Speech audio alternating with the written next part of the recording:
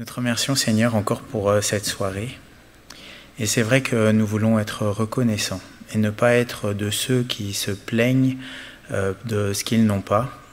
Mais nous voulons au contraire être reconnaissants, Seigneur, de tout ce que tu nous donnes. Et nous voulons te dire merci, parce que tu nous permets encore ce soir de librement pouvoir nous réunir autour de ta parole, quand nous considérons, Seigneur, que beaucoup de nos frères et sœurs n'ont pas cette grâce de pouvoir se réunir ensemble. Quand nous considérons que beaucoup n'ont pas cette liberté, ou ont même la persécution. Quand nous considérons, Seigneur, que tu nous permets d'avoir ta parole dans notre langue, traduite en plusieurs versions. Seigneur, nous sommes vraiment privilégiés et nous sommes reconnaissants. Et nous voulons vraiment te dire merci pour ce temps que tu permets. Seigneur, tu vois, c'est vrai, nos frères qui sont en repos, Seigneur, que tu puisses les bénir et leur faire du bien, Seigneur, leur faire du bien dans leur temps en famille, et que vraiment tu puisses les restaurer, Seigneur, et leur faire du bien. Nous te le demandons dans le nom de Jésus. Alors merci pour ta parole, merci pour ton Esprit Saint, et que cette soirée puisse encore contribuer à ce que nous allions plus loin avec toi. Amen. Donc nous allons méditer un passage de la parole de Dieu que j'ai eu à cœur pour ce soir. Il se trouve dans l'Épître aux Hébreux, au chapitre 2. On va lire les 4 premiers versets. Épître aux Hébreux, au chapitre 2, il y a eu un verset en particulier que j'ai eu à cœur. Donc Hébreux, chapitre 2, verset 1er. C'est pourquoi nous devons d'autant plus nous attacher aux choses que nous avons entendues, de peur que nous ne soyons emportés loin d'elles. Car si la parole annoncée par des anges a eu son effet, et si toute transgression et toute désobéissance a reçu une juste rétribution, comment échapperons-nous en négligeant un si grand salut, qui, annoncé d'abord par le Seigneur, nous a été confirmé par ceux qui l'ont entendu, Dieu appuyant leur témoignage par des signes, des prodiges et divers miracles, et par les dons du Saint-Esprit distribués selon sa volonté. Amen.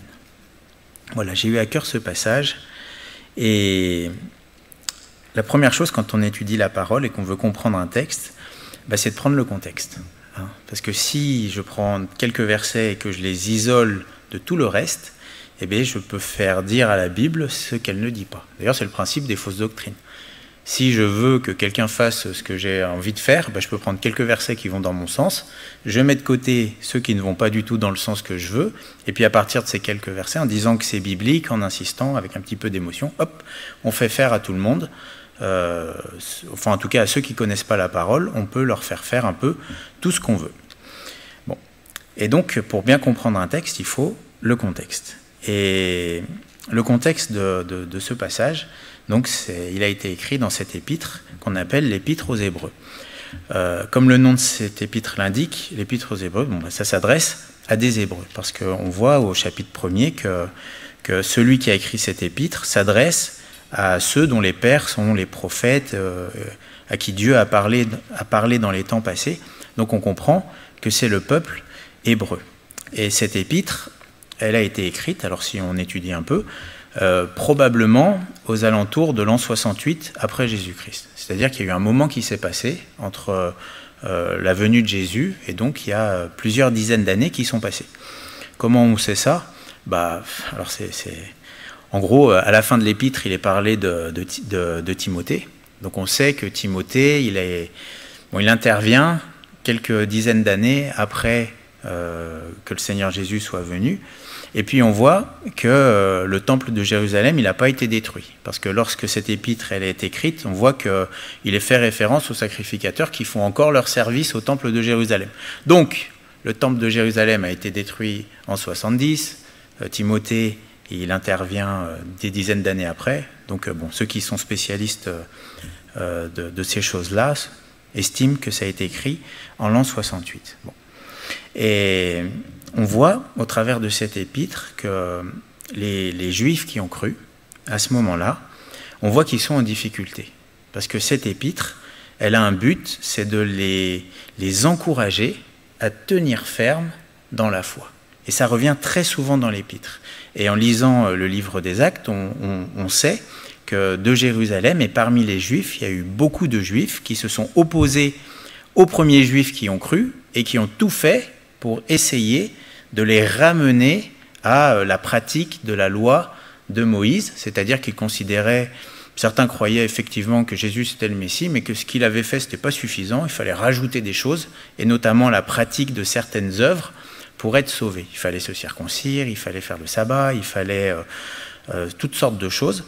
Et donc on en déduit de cette épître que beaucoup de frères et sœurs juifs étaient tentés de revenir en arrière et de rajouter des choses à leur foi.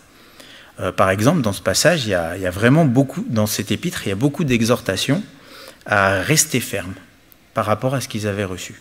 Par exemple, on l'a lu donc dans Hébreux au chapitre 2, verset 1er, je le relis, « C'est pourquoi nous devons d'autant plus nous attacher aux choses que nous avons entendues, de peur que nous ne soyons emportés loin d'elles. » Donc ils sont exhortés à s'attacher à ce qu'ils ont reçu. Un peu plus loin, Hébreux 3, verset 14, « Car nous sommes devenus participants de Christ, pourvu que nous retenions fermement jusqu'à la fin l'assurance que nous avions au commencement. » Donc là, celui qui a écrit cette épître, il leur dit « Attention, vous participez à Christ, mais attention, il faut retenir fermement l'assurance que vous aviez au commencement. » Le temps a passé, et donc ils commençaient à s'éloigner de ce qu'ils avaient reçu au début. On voit que c'est comme s'il y a quelque chose qui essaye de les arracher à ce qu'ils avaient reçu au début, et celui qui a écrit cette épître, il leur dit « Tenez ferme ». Hébreux chapitre 4, verset 14, c'est écrit ainsi, « Puisque nous avons un grand souverain sacrificateur qui a traversé les cieux, Jésus, le Fils de Dieu, demeurons fermes dans la foi que nous professons. » Donc il n'y a que dans cette épître des exhortations à tenir ferme, tenir ferme, tenir ferme. Un autre texte dans Hébreux au chapitre 10 et au verset 23, « Retenons fermement la profession de notre espérance, car celui qui a fait la promesse est fidèle. » Donc on voit que les premiers Juifs qui ont cru, ils étaient vraiment sous pression à ce moment-là, en sorte que le Saint-Esprit a voulu que quelqu'un soit inspiré pour les exhorter à tenir ferme et à garder la foi qu'ils avaient reçue. Et on voit dans cette épître que pour qu'ils tiennent ferme, il y a toute une description par rapport à Jésus et des démonstrations. On voit dans les premiers chapitres qu'il y a une démonstration avec la parole, que Jésus il est supérieur aux anges, que Jésus il est supérieur à Moïse, que Jésus il est supérieur à Josué, c'est-à-dire qu'il les fait rentrer dans le repos, qu'il n'avait pas avant, que Jésus il est supérieur à Abraham. On voit dans cette épître qu'il y a une démonstration que le service que Jésus a fait, son sacrifice, il est supérieur au sacrifice des animaux.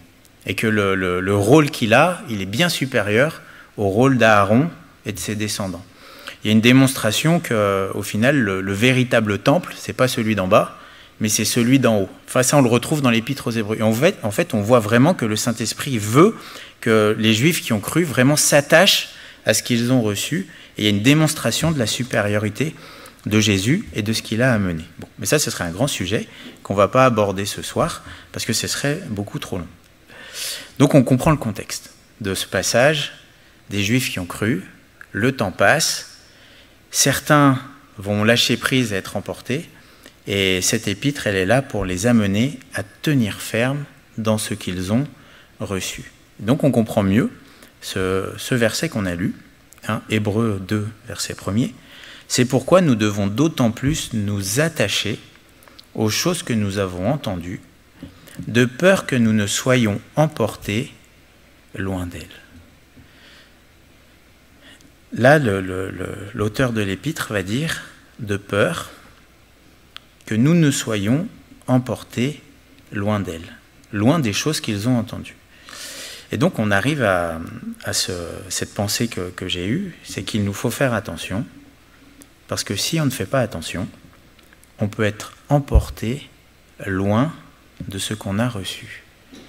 Et dans le grec, alors je ne vais pas vous dire le mot, je vous fais grâce de la prononciation, Mais quand il nous est dit « emporter loin d'eux », c'est vraiment l'image d'être entraîné par un courant. C'est l'image de personnes qui sont entraînées comme dans un fleuve. Vous avez déjà vu des personnes entraînées par les courants. Là, en ce moment, des fois, dans l'océan, on voit que des fois, ils mettent en garde les gens parce que dès que le courant a chopé les personnes, elles ne peuvent plus rien faire. Elles sont entraînées et souvent, c'est des personnes qui ont négligé, qui n'ont pas fait attention aux avertissements. Et une fois qu'ils sont pris par le courant, c'est fini. Et dans la parole, on a vraiment cette image que si on ne s'attache pas aux choses que l'on a reçues, si on est négligent avec le salut qui nous a été accordé en Jésus-Christ, on peut être entraîné loin et se perdre. Hébreux 2, verset 3. Comment échapperons-nous en négligeant un si grand salut? Et donc dans cet épître, il est exhorté en fait à ne pas négliger le grand salut que l'on reçoit en Jésus-Christ. Comment échapperons-nous en négligeant un si grand salut? Négliger, ça veut dire quoi? Négliger, quelqu'un de négligent, c'est quelqu'un qui ne s'applique pas à faire ce qu'il doit faire. C'est-à-dire qu'il y a des choses que je dois faire, si je ne les fais pas, je néglige. Par exemple, je pensais à l'entretien d'une maison. Vous savez, des fois, il peut y avoir des maisons, on voit qu'elles sont négligées. Pourquoi? Parce que l'entretien n'est pas fait. Ça, c'est de la négligence. Ou une autre définition de la négligence, c'est un manque de soin. Ce n'est pas s'appliquer, ce n'est pas prendre soin de quelque chose sur laquelle il faut qu'on veille. Et je pense que c'est important pour nous qui avons été sauvés de prendre conscience que notre salut, nous ne devons en aucun cas le négliger. Car si on néglige quelque chose d'important, si la parole nous exhorte à ne pas négliger de peur d'être emporté, écoutez, si je néglige, qu'est-ce qui va se passer? Je vais me faire emporter. Pourquoi? Parce qu'il y a des courants qui nous éloignent loin de ce qu'on a reçu. La Bible, elle dit ceci, c'est dans Proverbes au chapitre 4 et au verset 23. Il nous est dit « Garde ton cœur plus que toute autre chose, car de lui viennent les sources de la vie. » Donc il nous est dit qu'on doit garder notre cœur plus que tout. Donc si à un moment je ne le garde pas, je suis en danger. Donc il faut veiller. Et j'aimerais vous poser cette question tout simple. Quelle est votre attitude vis-à-vis de votre salut? Est-ce que vous en prenez soin? Et on va voir ce que ça veut dire. Ou est-ce que vous êtes négligent? Oui, je suis sauvé, mais voilà, je néglige. La parole nous dit clairement comment échapperons-nous en négligeant un si grand salut. Et j'ai noté plusieurs courants qui peuvent nous éloigner loin de ce que l'on a reçu. Parce qu'il y a des courants, on va le voir, qui peuvent nous entraîner, nous amener à abandonner le Seigneur si on ne fait pas attention. Le premier que j'ai noté, c'est le courant du monde. Est-ce que vous avez remarqué qu'on est à contre-courant? Que vous avez déjà ressenti d'être dans ce monde, mais de ne pas faire partie de ce monde, mais de quand même sentir que le monde essaye de vous entraîner. Et que des fois, on est comme accroché au rocher de notre salut, mais qu'il y a quand même du courant. Et que si à un moment on lâche, on est emporté. C'est normal. Parce qu'on est vraiment à contre-courant. Et on voit un exemple d'un homme qui a abandonné le Seigneur. C'est dans 2 Timothée chapitre 4 verset 10. Il nous a parlé de Démas, qui était un collaborateur de Paul.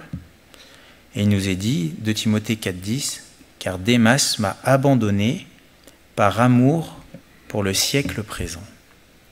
Et il est parti pour Thessalonique, etc. Donc on voit un homme qui va abandonner le Seigneur, le ministère, par amour pour le siècle présent. C'est un homme qui va se faire entraîner par le monde, par l'amour du monde. Et en pensant à ce message, j'ai pensé au roi Salomon. Vous savez, le roi Salomon, c'est un roi qui a vraiment très bien commencé, et il s'est fait entraîner loin de Dieu. Et on peut le lire, hein, c'est dans 1 Roi au chapitre 11, à partir du verset 1er. On voit ce qui va se passer pour Salomon, et en plus, vous le verrez, ça sera écrit au verset 4, que là où ça s'est accéléré, c'est au moment de la vieillesse. Ça veut dire qu'au final, c'est pas tant... On pense des fois que plus on est âgé, plus on est en sécurité. Mais c'est pas vrai. Hein. Bon.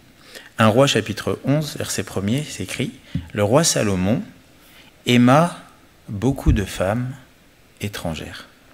Outre la fille de Pharaon, des Moabites, des Ammonites, des Édomites, des Sidoniennes, des Hétiennes, appartenant aux nations dont l'Éternel avait dit aux enfants d'Israël, « Vous n'irez point chez elles, et elles ne viendront point chez vous. Elles tourneraient certainement vos cœurs du côté de leur Dieu. » Ce fut à ces nations que s'attacha Salomon, entraîné par l'amour. Il eut 700 princesses pour femmes et 300 concubines, et ces femmes détournèrent son cœur. À l'époque de la vieillesse de Salomon, ces femmes inclinèrent son cœur vers d'autres dieux, et son cœur ne fut point tout entier à l'Éternel son Dieu, comme l'avait été le cœur de David, son père. Vous voyez, on voit un homme, c'est écrit verset 2, entraîné par l'amour, à aimer d'autres dieux. On voit son cœur qui a été détourné, verset 4. Verset 3, pardon. Verset 4, c'est écrit « Ces femmes inclinèrent son cœur vers d'autres dieux ». Vous voyez, un homme qui s'est fait emporter loin de l'amour qu'il avait pour Dieu. C'est écrit qu'il a été entraîné par l'amour. Et pour nous, dans le Nouveau Testament, il est écrit dans 1 Jean chapitre 2, verset 15, « N'aimez point le monde, ni les choses qui sont dans le monde. Si quelqu'un aime le monde, l'amour du Père n'est point en lui. » Et de la même manière que de l'amour pour des femmes étrangères, qui était interdite, et Salomon le savait bien, cet amour pour ces femmes a amené Salomon à aimer d'autres dieux, des faux dieux. Et bien de la même manière, si j'aime le monde, ou les choses qui sont dans le monde, irrémédiablement, je vais être entraîné loin de Dieu. Entraîné par l'amour. Si je ne veille pas, puisqu'il nous est dit qu'il faut s'appliquer à notre salut, qu'il faut prendre soin de notre âme, si je commence à aimer ceci, du monde, puis ceux-là, on voit que Salomon, il a eu beaucoup de femmes, il y avait vraiment un problème. Mais si je commence à aimer ça, et puis à aimer ça, et puis à aimer ça, puis encore ça, puis encore ça, mais écoutez, c'est comme un courant qui augmente, et en fait, je suis déjà en train d'être éloigné de Dieu et de ce que j'ai reçu. Et je crois qu'il nous faut veiller sur notre âme, et que si je commence à être entraîné par l'attraction de certaines choses dans le monde, il faut de suite que je réagisse et que je ne sois pas négligent avec mon salut. Parce que si je commence à le perdre en me laissant aller, en négligeant ou en acceptant certaines choses que Dieu ne veut pas, écoutez, c'est comme quand on commence à prendre un chemin. Si on poursuit sur le chemin, on va arriver à destination. Et la destination, ce n'est pas la bonne. Dans 2 Pierre au chapitre 3, il nous est dit ceci, verset 17, « Vous donc, bien-aimés, qui êtes avertis, mettez-vous sur vos gardes, de peur qu'entraînés par l'égarement des impies, vous veniez à déchoir de votre fermeté. Mais croissez dans la grâce et dans la connaissance de notre Seigneur et Sauveur Jésus-Christ. À lui soit la gloire maintenant et pour l'éternité. Amen. » Là, il nous est dit, verset 17, « Vous qui êtes avertis, et la parole de Dieu, elle est là pour nous avertir, mettez-vous sur vos gardes. » Donc faites attention.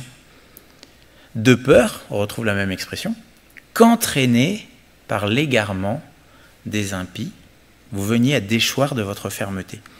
Donc là, on voit que c'est les relations avec ceux qui sont impies, qui ne croient pas en Dieu, qui ne sont pas pieux.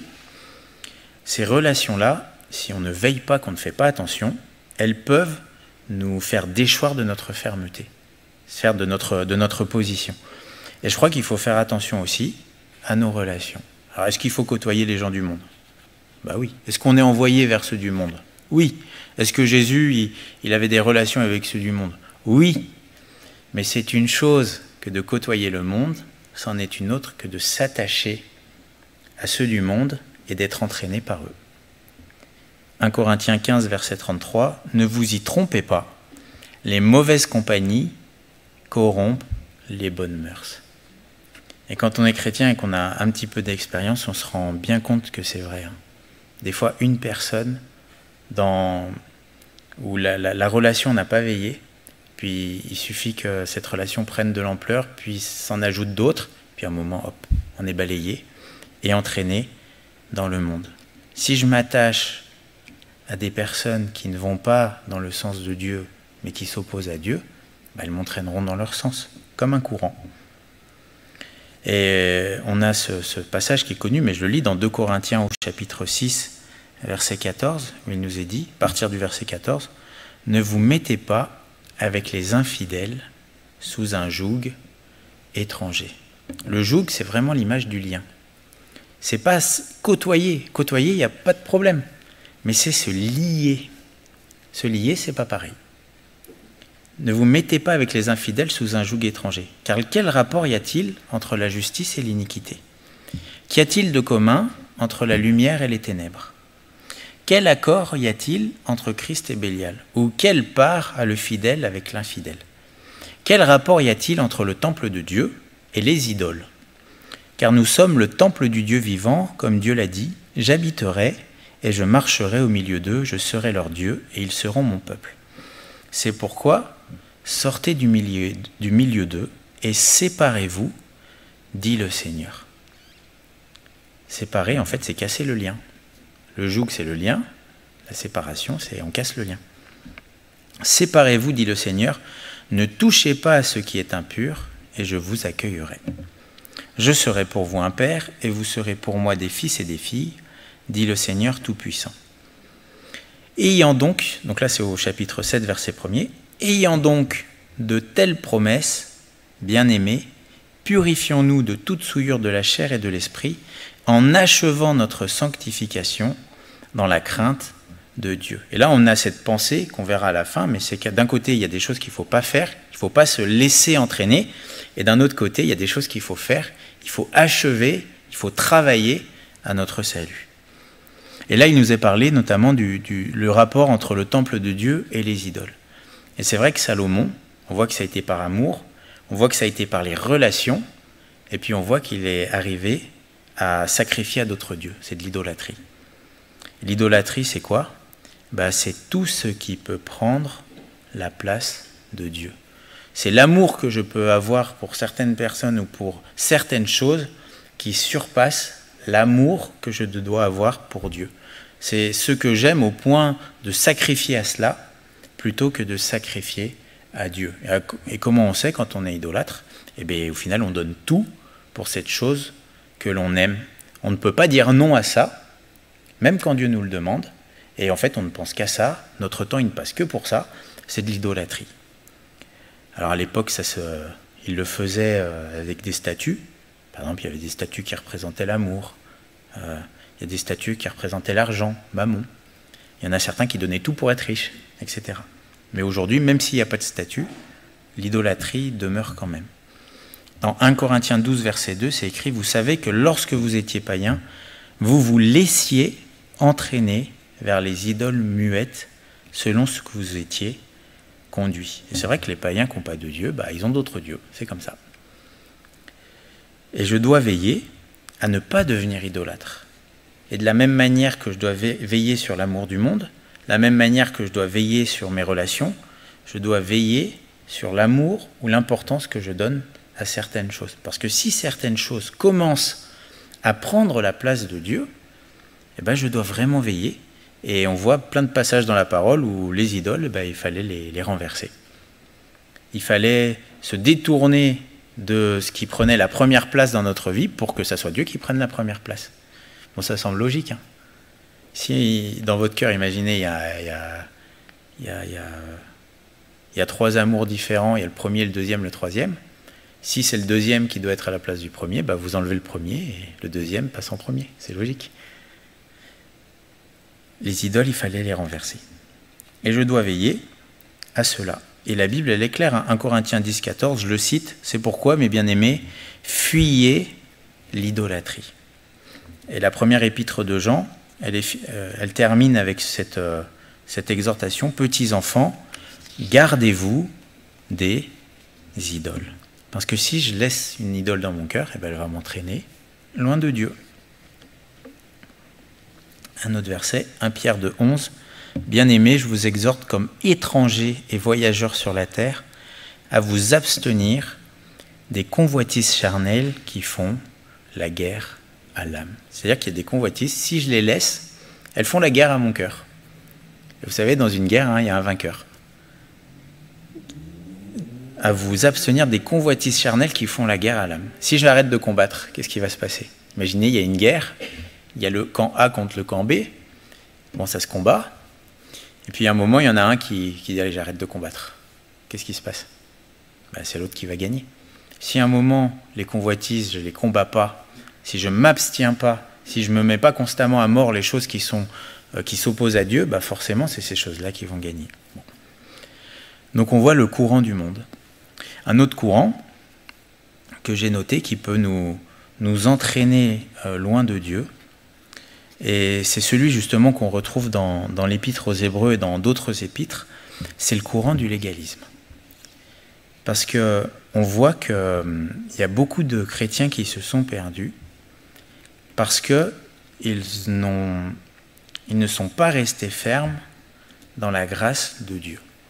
Et on voit que dans cette épître aux Hébreux, les premiers frères et sœurs juifs ont été confrontés à d'autres juifs qui, eux, ne croyaient pas en Jésus-Christ, ou du moins ne croyaient pas à la toute suffisance du sacrifice de Jésus.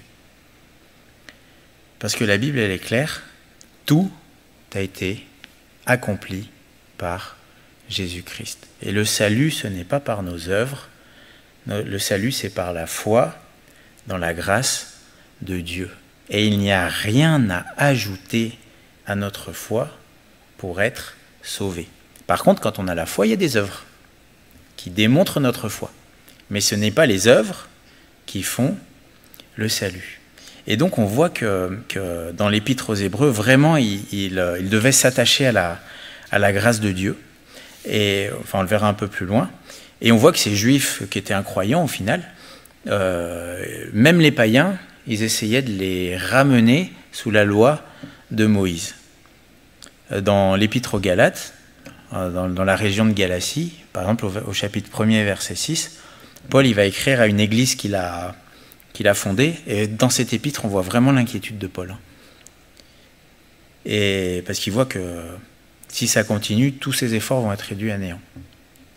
Et il va leur dire, Galates chapitre 1er, verset 6, « Je m'étonne que vous vous détourniez si promptement de celui qui vous a appelé par la grâce de Christ pour passer à un autre évangile. » Donc on voit des hommes qui étaient bien au bon endroit et qui se sont fait détourner de la grâce de Dieu.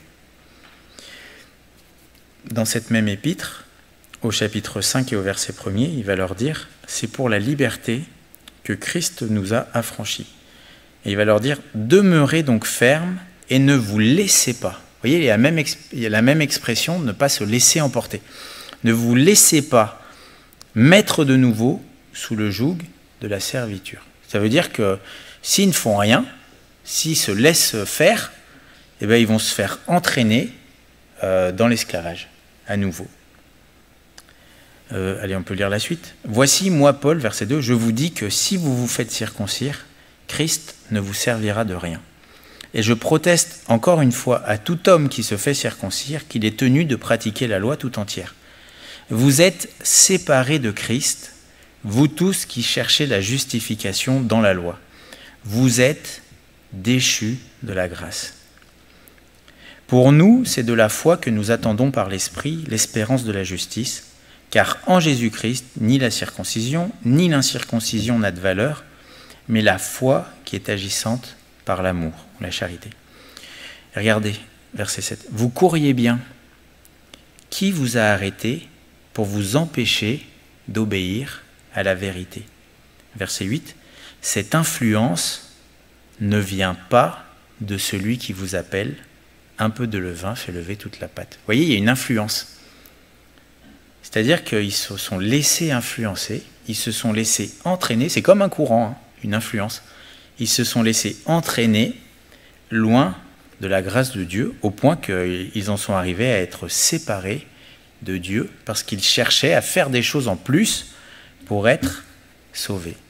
Et on a dans la parole plein d'exemples ou de versets où il nous est appelé à demeurer fermes dans la grâce. 1 Romains 5, verset 1er. Étant donc justifiés par la foi, nous avons la paix avec Dieu par notre Seigneur Jésus-Christ, à qui nous devons d'avoir eu par la foi accès à cette grâce, dans laquelle nous demeurons fermes. Et je vous pose cette question, est-ce que vous demeurez dans la grâce? C'est-à-dire, est-ce que vous avez toujours confiance que ce que Jésus a fait pour vous sur cette croix, c'est totalement suffisant pour votre salut, pour votre pardon, c'est totalement suffisant pour vous tenir ferme jusqu'à la fin. Parce qu'il y a des influences qui peuvent nous amener à tomber sous la religion du mérite. Chercher à faire des choses pour mériter le salut. Alors que le salut, c'est quelque chose que l'on reçoit par la foi. Et il y a un état d'esprit qui consiste à rajouter à ce que Christ a fait des choses pour être sauvé. Soit des interdictions, soit certaines choses qu'il faut toucher ou ne pas toucher, etc. Et je crois que nous devons faire des efforts pour demeurer fermes dans la grâce.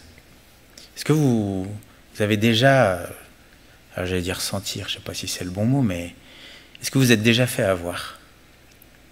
À commencer à faire des choses parce que si vous ne les faites pas, alors là d'un seul coup ça ne va pas, puis au final vous vous détournez de la foi en Jésus-Christ, et puis vous vous tournez de plus en plus vers des choses qu'il faut faire ou ne pas faire, et puis à un moment ces choses qu'il faut faire ou ne pas faire, ça prend de plus en plus nos pensées, et puis plus on essaye de faire certaines choses, moins on y arrive, et puis d'un seul coup on est comme desséché et séparé de Christ.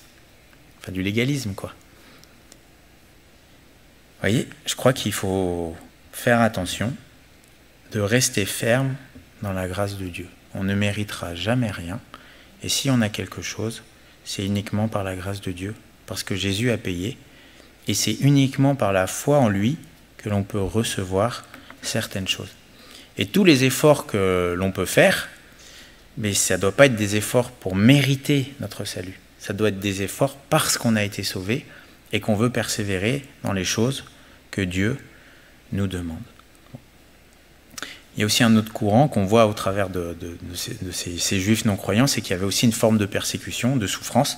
Et c'est vrai que dans cette épître aux Hébreux, on voit que la souffrance, à la longue, ça peut essayer de nous détourner de Christ. Bon, mais ça, je ne vais pas en parler ce soir. Et puis enfin, un dernier courant que j'ai aussi noté, c'est celui des fausses doctrines. Et là, ça se rejoint. Mais dans cette épître aux Hébreux, au chapitre 13 et au verset 9, l'auteur, il dit « Ne vous laissez pas entraîner par des doctrines diverses et étrangères, car il est bon que le cœur soit affermi par la grâce, et non par des aliments qui n'ont servi de rien à ceux qui s'y sont attachés. » Donc on voit qu'on peut se laisser entraîner par des doctrines diverses et étrangères. Les fausses doctrines. Dans Éphésiens 4,14, c'est écrit qu'il faut qu'on croisse dans la vérité, afin que nous ne soyons plus des enfants flottants et emportés à tout vent de doctrine. Donc on voit qu'il nous est parlé de vent de doctrine, ou de se faire entraîner par des doctrines diverses et étrangères. Et s'il y a bien des mauvais courants qui veulent nous éloigner de Dieu, c'est les fausses doctrines. Vous savez, la bonne doctrine, il n'y en a qu'une, elle est là. Mais les fausses doctrines, alors là, il y en a plein. Et il faut faire attention aussi à la saine doctrine. Ça veut dire quoi? Ça veut dire qu'il faut que je fasse attention à tout ce qu'on me présente comme étant biblique. Je vais vous poser une question simple. Est-ce que vous faites attention à ce que je vous dis? que vous avez le filtre, comme les Béréens. Ça c'est biblique, ça c'est pas biblique, ça c'est hors contexte, ça c'est lui, ça c'est la parole, etc. Est-ce que vous analysez ce que je vous dis? Parce que si, parce que vous me connaissez, ou que ça fait un moment que vous m'écoutez, là où le filtre il a sauté, écoutez, vous êtes en danger. Hein. Vous êtes en danger. Parce que qui vous dit que, allez, dans 5 ans, allez, 2 ans, imaginez, hop, je tourne mal. Je commence à croire ou à comprendre quelque chose de tordu, que je commence à retrancher des versets, je commence à ajouter 2-3 petites choses, mais si vous ne filtrez pas ce que je vous dis, vous allez vous faire emporter. Si vous n'êtes pas capable de discerner dans ce que je dis, ce qui est biblique, de ce qui ne l'est pas, en fait, vous êtes en danger. Et autant ça passe par moi, mais vous savez qu'aujourd'hui, les doctrines, c'est accessible de partout. Hein. Vous allez sur YouTube, vous cherchez sermon sur tel truc ou tel truc. Alors là, vous avez des diverses doctrines. Et ces doctrines-là, les fausses doctrines, elles ont un but, c'est de nous éloigner de Dieu. Et même, c'est écrit qu'il y a des doctrines de démons. 1 Timothée chapitre 4, verset 1er, et c'est écrit « Mais l'Esprit dit expressément ». Donc on voit que le Saint-Esprit, il va alerter, mais de manière intense. L'Esprit dit expressément que dans les derniers temps, quelques-uns abandonneront la foi pour s'attacher à des esprits séducteurs et à des doctrines de démons. Oui, alors on ne va pas parler des démons. Hein. Alors les démons, ils font plein de trucs. Hein. Ils possèdent les gens. Bref, ils font plein de choses. Mais une des choses qu'ils font, c'est qu'ils fabriquent des fausses doctrines pour entraîner les chrétiens loin de Jésus et leur faire perdre le salut. Vous voyez? Et c'est vrai que prêcher la saine doctrine, c'est une forme de combat spirituel. Il y a des doctrines de démons. Est-ce que vous en avez conscience?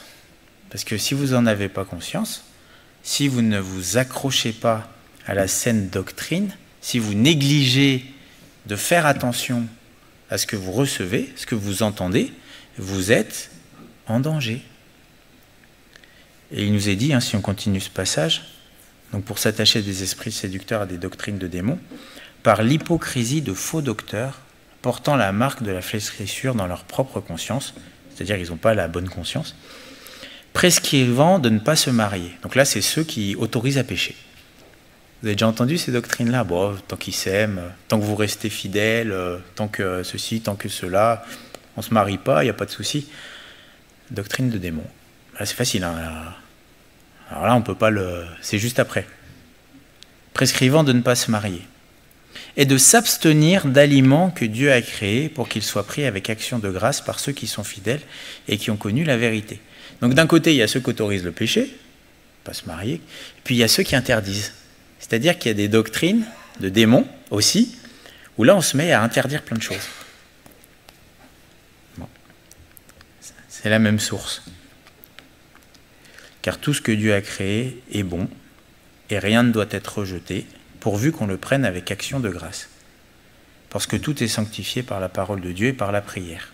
Regardez ce que Paul dit à Timothée, verset 6. « En exposant ces choses aux frères, tu seras un bon ministre de Jésus-Christ, nourri des paroles de la foi et de la bonne doctrine que tu as exactement suivie. » Et c'est vrai que si Paul va bien exhorter quelque chose va demander quelque chose à Timothée, c'est de veiller la parole, c'est de méditer la parole, c'est de pratiquer la parole et d'être un bon modèle pour ceux qui l'entendront. Donc là, j'ai pris 4 exemples de courants qui nous montrent que si je ne fais pas attention, je peux me faire emporter. Est-ce que vous en avez conscience? La négligence, c'est compliqué. Hein. Il y a un verset qui dit que celui qui se relâche dans son travail, il est frère de celui qui détruit. Et au final, pour terminer, j'ai noté qu'est-ce qu'il faut faire quel est le meilleur moyen au final pour ne pas se laisser entraîner? Quel est le meilleur moyen de ne pas négliger son salut, de ne pas se laisser emporter par les choses? Quel est le meilleur moyen de ne pas être négligent? C'est de faire et d'être attentif et de s'atteler à ce que Dieu nous demande, tout simplement. Et il y a des passages qui nous montrent que l'on peut travailler à son salut. C'est-à-dire, alors ça peut paraître un peu contradictoire avec la grâce, puisqu'on ne peut pas mériter.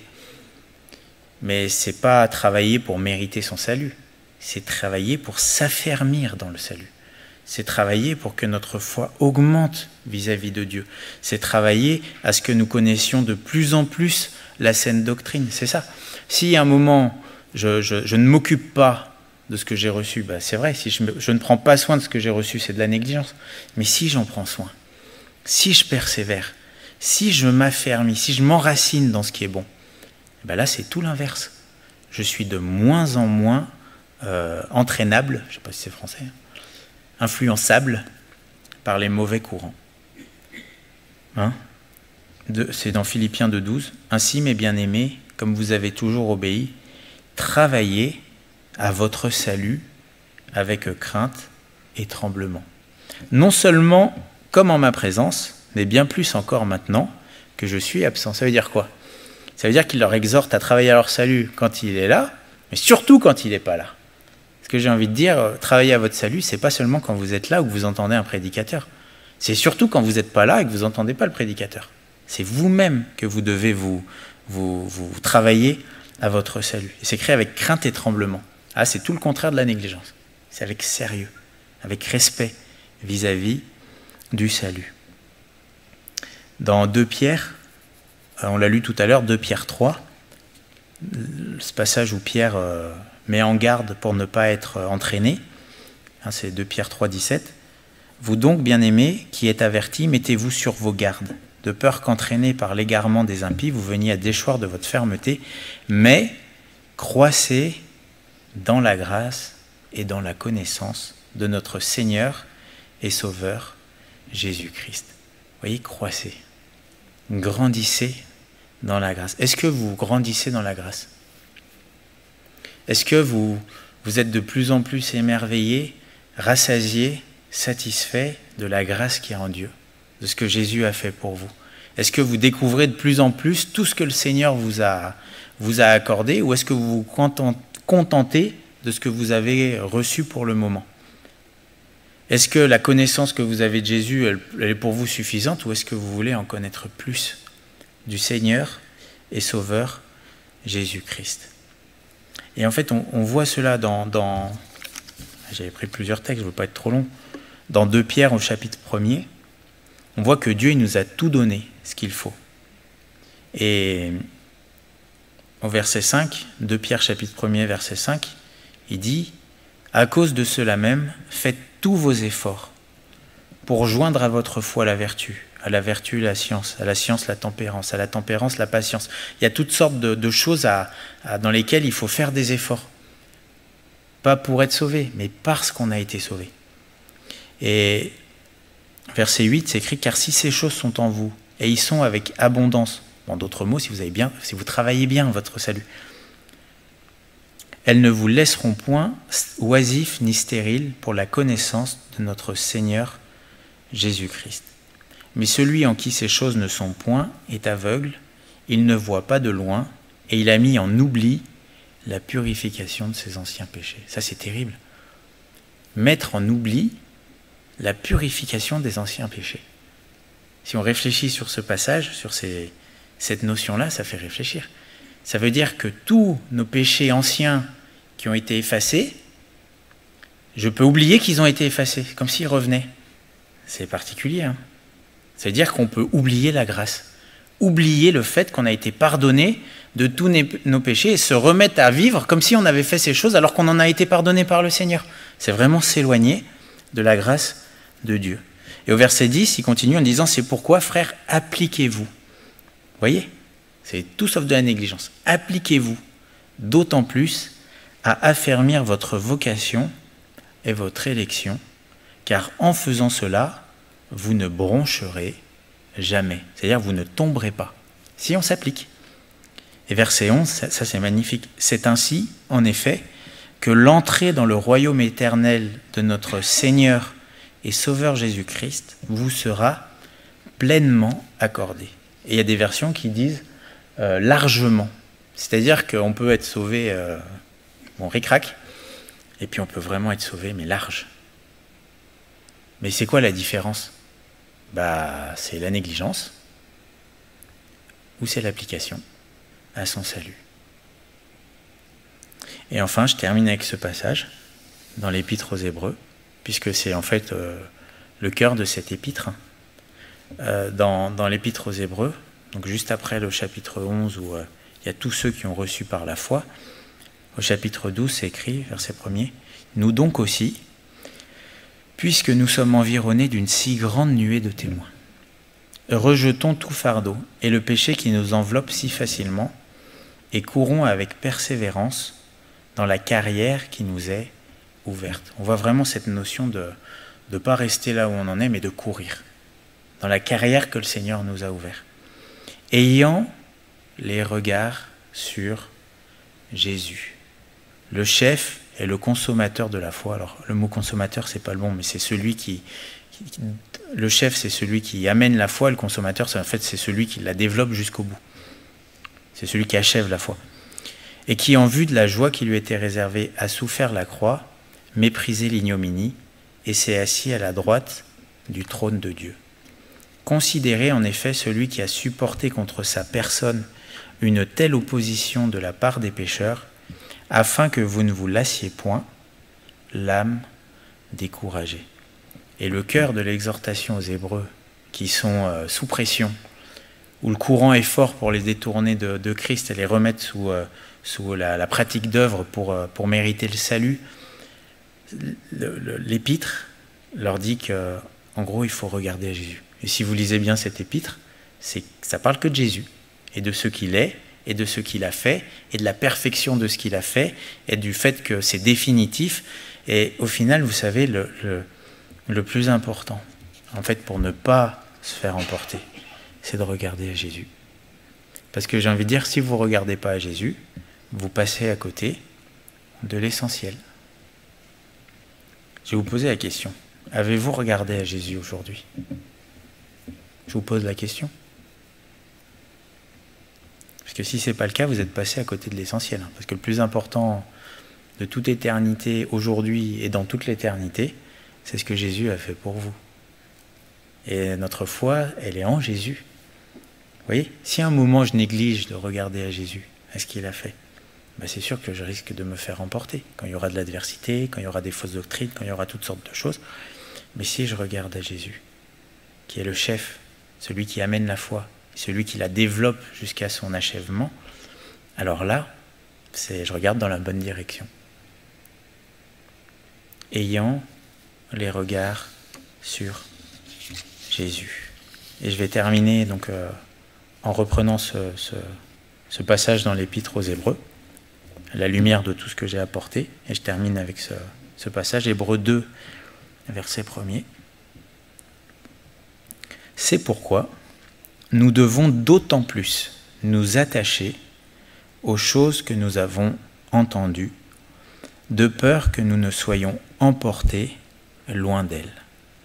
Car si la parole annoncée par des anges a eu son effet, et si toute transgression et toute désobéissance ont reçu une juste rétribution, comment échapperons-nous en négligeant un si grand salut?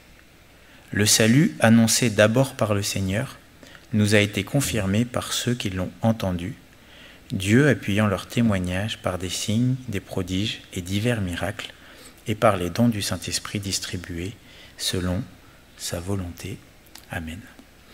Merci Seigneur pour ta parole, et merci parce que, oui, nous voulons te considérer, Seigneur Jésus, toi qui as tellement œuvré et peiné pour notre salut, et qui allait jusqu'au bout, et c'est vrai qu'encore ce soir, nous voulons regarder à toi, et c'est vrai que tu n'es plus sur cette croix, tu es ressuscité, et aujourd'hui tu intercèdes pour nous, et merci parce que tu es la source de la foi, et tu es celui qui la développe et qui l'amène à la perfection. Et merci parce que par la foi en toi, Seigneur Jésus, nous avons reçu le salut, et ce que nous voulons, c'est ne pas être entraînés loin de lui, mais nous voulons, Seigneur, être fermes dans la foi en toi. Et Seigneur, même plus qu'être ferme, nous voulons nous enraciner et grandir dans la foi, en la grâce que tu nous as accordée. Et nous voulons, Seigneur, que par cette foi et par cette grâce, nous puissions vraiment être affermis, œuvrer de plus en plus pour toi, par amour pour toi. Et nous voulons, Seigneur, non pas être sauvés de justesse, mais nous voulons surtout être sauvés et que cet accès nous soit accordé largement. Aide-nous, Seigneur, à ne pas être négligents, à prendre en compte tes avertissements, Seigneur, parce que si tu nous encourages, mais aussi si tu nous reprends, c'est pour notre bien. Que ton nom soit béni. Amen.